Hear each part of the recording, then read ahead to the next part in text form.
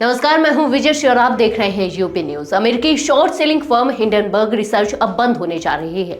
इसकी घोषणा कंपनी के संस्थापक नाथन एंडरसन ने बुधवार देर रात की।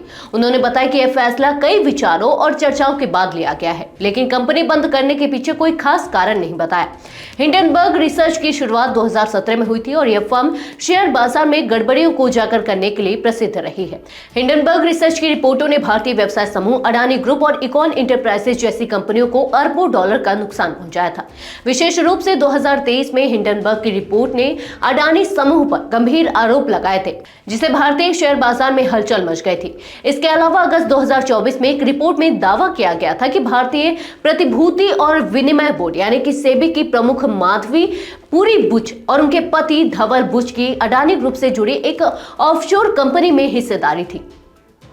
नाथन एंडरसन ने अपने बयान में कहा कि वह इस निर्णय से खुश हैं। उन्होंने बताया कि हिंडनबर्ग रिसर्च उनके जीवन का एक महत्वपूर्ण हिस्सा था, लेकिन अब वह खुद को और अपने परिवार को ज्यादा समय देने के लिए इस अध्याय को समाप्त करना चाहते हैं। एंडरसन ने कहा कि शुरुआत में यह आसान नहीं था, लेकिन अब वह महसूस करते हैं कि उन्होंने अपने जीवन के इस हिस्से को पूरा किया है और अब उनका ध्यान अन्य चीजों पर केंद्रित है। उन्होंने कहा, मैं अब शांति और संतुलन महसूस करता हूँ। शायद यह पहली बार है। नाथन एंडरसन ने अपनी भविष्य की योजना पर भी प्रकाश डाला। वह अब अपने परिवार के साथ समय बिताने, यात्रा करने और अपने शौक पूरे करने के लिए उत्सुक हैं। उन्होंने यह भी बताया कि अब वह अपना पैसा कम तनाव वाले निवेशों में लगाने की योजना बना रहे हैं, जैसे इंडेक्स फंड्स।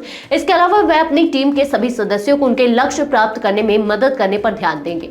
उन्होंने यह भी कहा कि उनकी टीम में अब कुछ सदस्य स्वतंत्र एजेंट के रूप में काम कर रहे हैं, जो किसी अन्य के लिए उपयोगी साबित हो सकते हैं। हिंडनबर्ग रिसर्च का नाम 1937 में हुए एक बड़ी दुर्घटना से लिया गया है।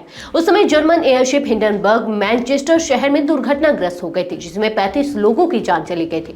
इस घटना ने नाथन एंडरसन पर गहरा असर डाला था और उन्होंने अपनी कंपनी का नाम इसी दुर्घटना के आधार पर रखा था। उनका उद्देश्य था कि जैसे हिंडनबर्ग के मामले में कंपनियों ने अपनी गलतियों से कुछ नहीं सीखा, वैसे ही शेयर बाजार में हो रहे धोखाधड़ी मामलों का पर्दाफाश करना और किसी बड़े क्रैश को रोकना। हालांकि एंडरसन ने हिंडनबर्ग रिसर्च बंद करने के निर्णय को व्यक्तिगत रूप से लिया है। उनका कहना है कि वह अब नए उद्देश्य के साथ जीवन जीने के लिए तैयार है।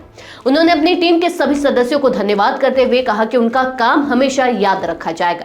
इसके साथ ही वह अपने परिवार, दोस्तों और रीडर्स का आभार व्यक्त करते हैं, जिनकी प्रेरणा से वे आगे बढ़े। इस तरह हिंडनबर्ग रिसर्च का यह अध्याय समाप्त हो गया है, लेकिन इसके द्वारा उठाए गए मुद्दे और प्रभाव लंबे समय तक याद रखे जाएंगे।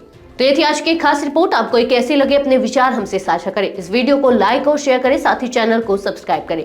यूबी न्यूज आपके लिए लाता रहेगा देश विदेश से जुड़ी ऐसी ही तमाम खबरें। तब तक के लिए धन्यवाद।